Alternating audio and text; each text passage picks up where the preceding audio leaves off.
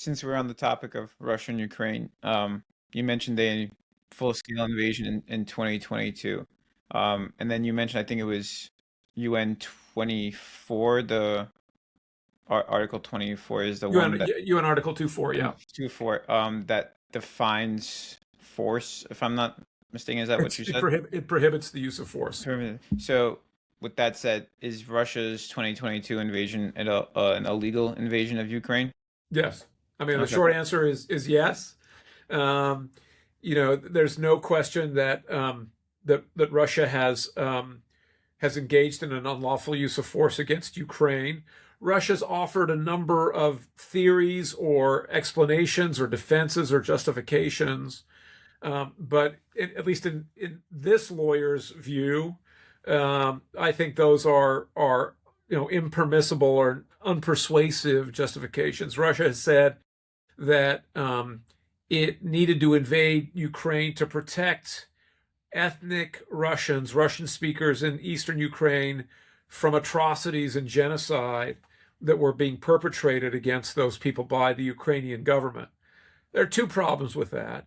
Number one, there are some people who argue that there is a right to use force. I said the only two circumstances in which states can use force is if the Security Council authorizes it or if a state is engaging in self-defense after it has been attacked.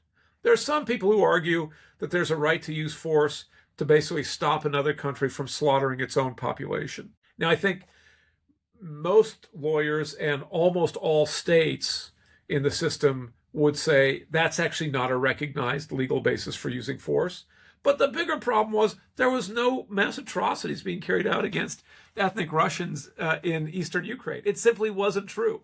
Even if you could use force to stop a country from slaughtering its own people, the Ukrainians weren't doing that.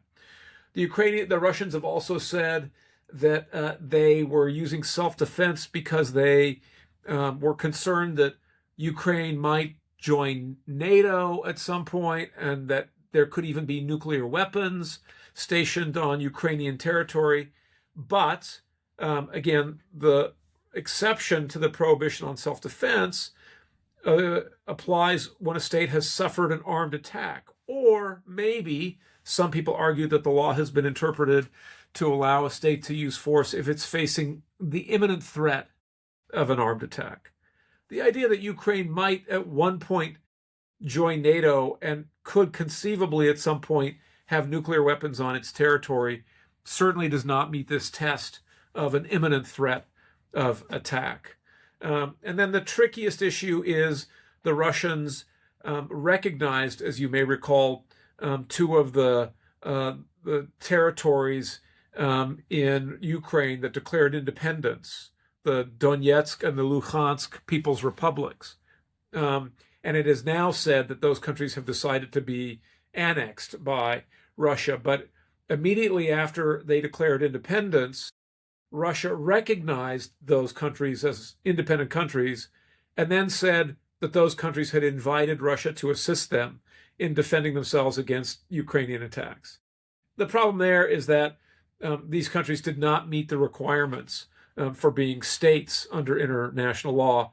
And it is true a state can ask another state to assist it in defending itself. Iraq asked the United States to assist it in fighting off the Islamic State.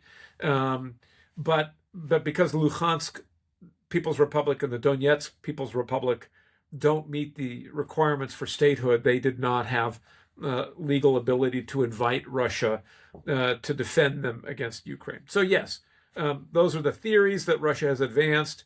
I find them to be unpersuasive, and so I believe that this was a quite clear case of unlawful use of force by Russia against Ukraine.